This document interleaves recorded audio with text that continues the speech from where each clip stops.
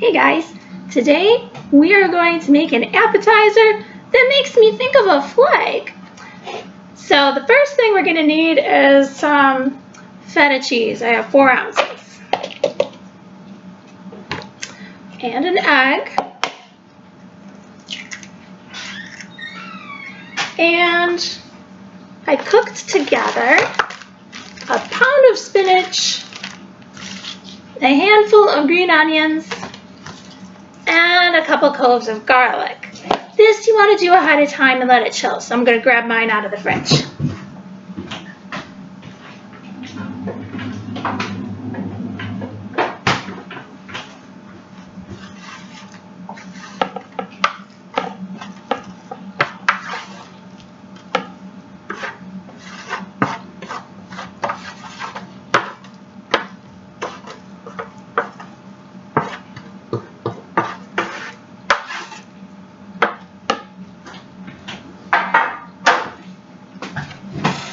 Okay, this is going to be our tasty filling, so we have to mix it together.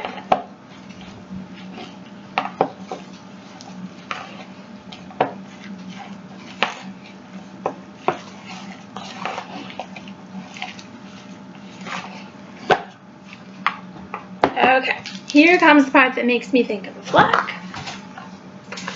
You need some phyllo dough. You've got to thaw it out in the fridge overnight, and then we're just going to use 1 package. I have the kind that's sort of like short and fat, but there's also a long skinny kind. You can use whatever you find. So it usually has a bunch of protective wrappings over it, and the first time I bought this, I just kept on rolling it thinking, where's the dough? Because the dough is like sheets of paper too. That's the dough.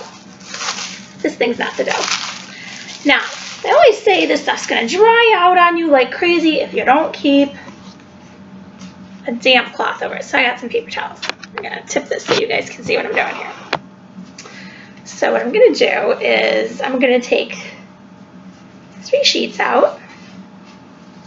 I'm going to make big holes in the middle. Don't make big holes in the middle, guys. Alright. Now I've got a stick of butter melted right here, and I'm going to brush it on. And yes, it's all over the place. It's cracking. I put holes in it. You don't need to worry about this. It's going to look amazing after you bake it.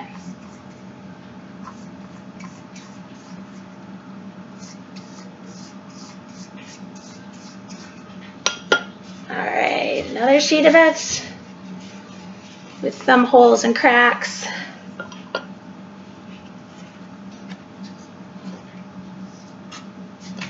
More butter.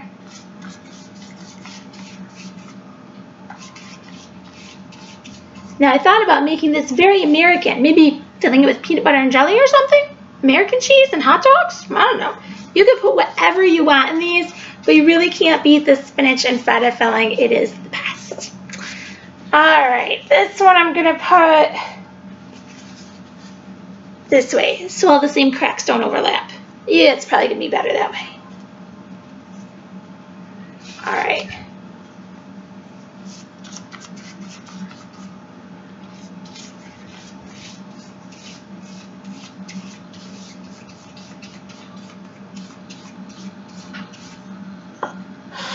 Alright, now I need to cut this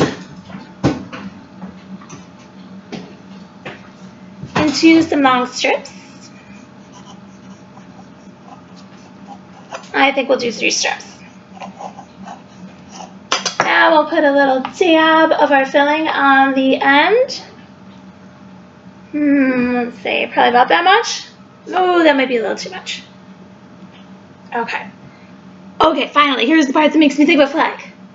You fold it, corner over, and then flat edge down, and then corner over, and then flat edge down, corner over, flat edge down, and corner over. Okay, you guys are probably going to be much neater at this than me. I am a messy pastry chef. Doesn't really matter. Tastes delicious. Super cool triangle shape. Now, if you've ever folded a paper football to whing across the table, this is the same fold. And if you ever got to take down the flag when you were in middle school and you got to fold it up on the lunchroom tables in the cafeteria and then take it to the office for safekeeping overnight, this is the fold. And that's why it made me think of a flag. You were wondering where I was going with that flag thing, didn't you? All right, I'm going to make a couple more of these. Try to get my hands out of the way in case you couldn't see how I folded that. Once I've got a sheet of these, I'm going to brush all the tops with the last of my melted butter, and I'm going to bake them at 350 for about 20 minutes. Let me look at my recipe here. 20 to 25 minutes. And if you really want to get started on having an appetizer ready for company, throw them in the freezer before you bake them. Then you can take them off the cookie sheet and just put them in a Ziploc bag and leave them there for, like 2 months or something. You can really get ahead on this. And then just bake them for 10 minutes longer when it's time to bake them. You don't even need to thaw them out.